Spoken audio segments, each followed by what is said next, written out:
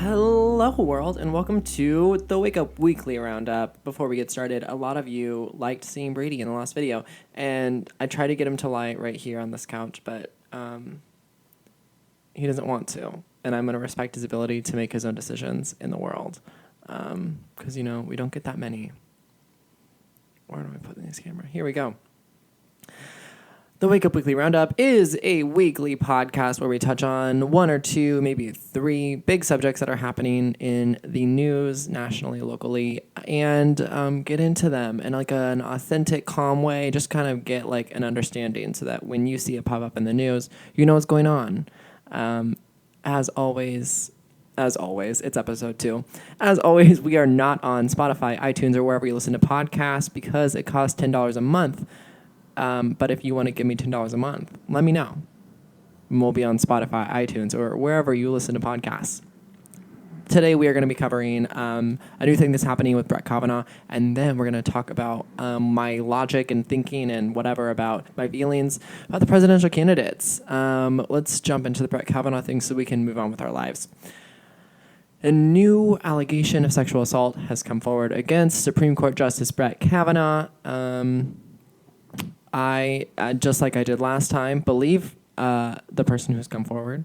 And I think that you should too. Where do we even go?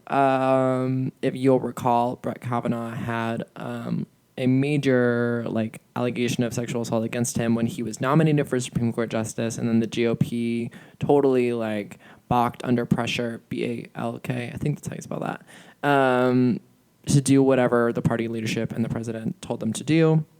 The FBI reportedly rushed an investigation, and now some are saying they would have caught this other allegation if they wouldn't have rushed the allegation or the investigation, but they were trying to, get him in office so he could start making these big decisions impacting the rest of his life, time in Supreme Court justice votes. This is a man who has always been rich and white and straight and a man. So you also might remember his reaction in court. He was very emotional and angry all the time, which makes sense. I'm sorry. Which makes sense when you are this is a man who is rarely told no in his life and has a lot of opportunities and was on this upward trajectory. And then all of a sudden people are mad at him for doing a thing that he thought he could get away with way back in the day. And you can't. I mean, he did, but yeah. And now a bunch of Democrats are calling for impeachment of him in the Supreme Court, which is possible, I learned today. But do I think that is... I don't even know if a lot of them think that is actually possible. It's not, because you have to get Mitch McConnell on board, and that's not going to happen. But I think that a lot of them are doing it for messaging. I think that it would be a better message to be to just straight up be yo, we should probably impeach this guy, but we can't because of Mitch McConnell, and we should also impeach the president, but we can't because of Mitch McConnell, and also Nancy Pelosi dragging her feet. I think having a real quick message is cute, impeach Brett Kavanaugh. That's great, but I think we're ready for a little bit more. I think we can handle a little bit more. So give us the full scoop. So yeah, I don't for a second believe that some of our elected officials are not that bright. So I think some of them actually might believe that we can impeach him. It's not going to happen. So that's what's happening with the Brett Kavanaugh situation. You see that pop up in the news.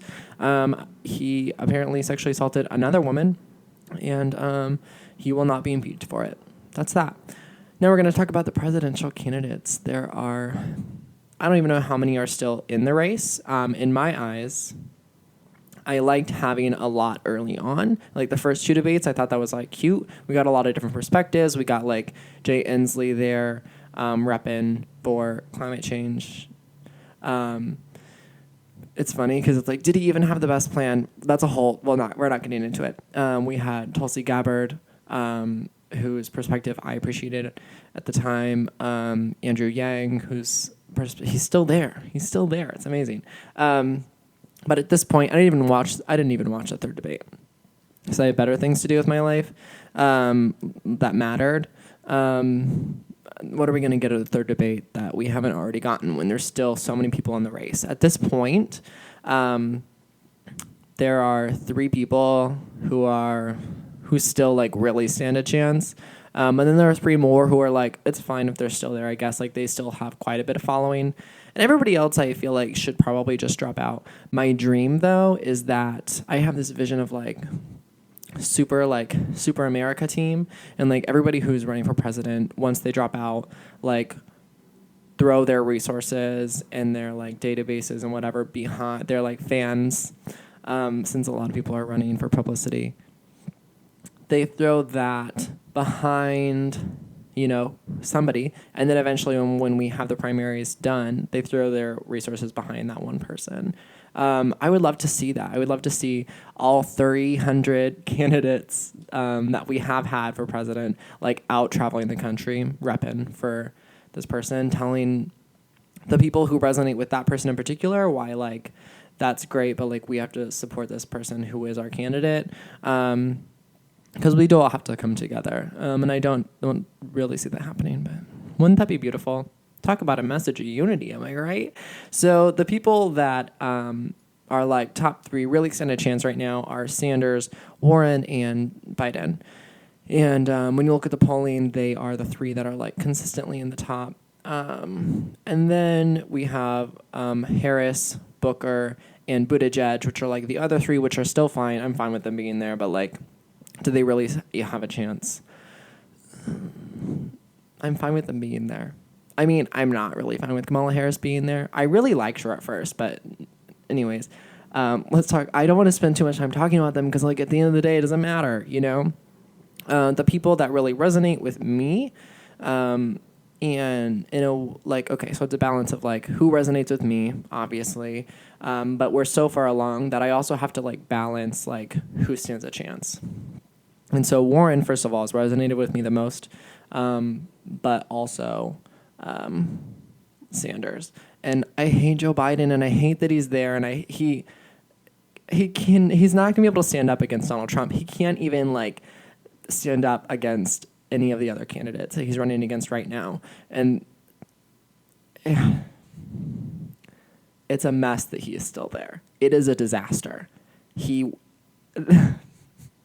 The polls say that all the candidates right now would be able to beat Trump in the election, but like Joe Biden will flub every single interaction he has with the president and somehow lose. He hasn't had a good showing at any debate. He's messed up at his own rallies talking. How hard is it? It's terrifying. It's a terrifying mess. We're running out of time. We have like less than 2 minutes left of the podcast, just so you know. I like Warren because, okay, Warren and Sanders, you know, they're very similar. But I like the way that Sanders, or what am I saying? Warren, like her plans for things are very interconnected. And so for me, climate change is a huge thing because we're all going to die if we don't do something about it, and like our society will collapse and the rich people will survive and everyone else will not. And if you're listening to this, it means you. But like she understands that climate change impacts every single thing. And so she like has a like climate in the military, climate in housing, climate in jobs, climate in, you know, like all these different sectors, because we do need to revitalize all these different stuff, and climate isn't impacting all of them. And I really like that. She has a plan for everything, as they say. Wow. I guess it's fine that the clock is ticking because I don't really know where else to go from here without spending another 20 minutes. So let me know who you're supporting and why. Tell me in the comments below. Let's talk about it. I need like a really good sign off. This timer is really stressing me out. I hope that you're having a great week. Don't forget to like and subscribe. Someday I'll stop putting these on IGTV, and then what will you do? I'm just saying. And remember, every day is a chance to get better.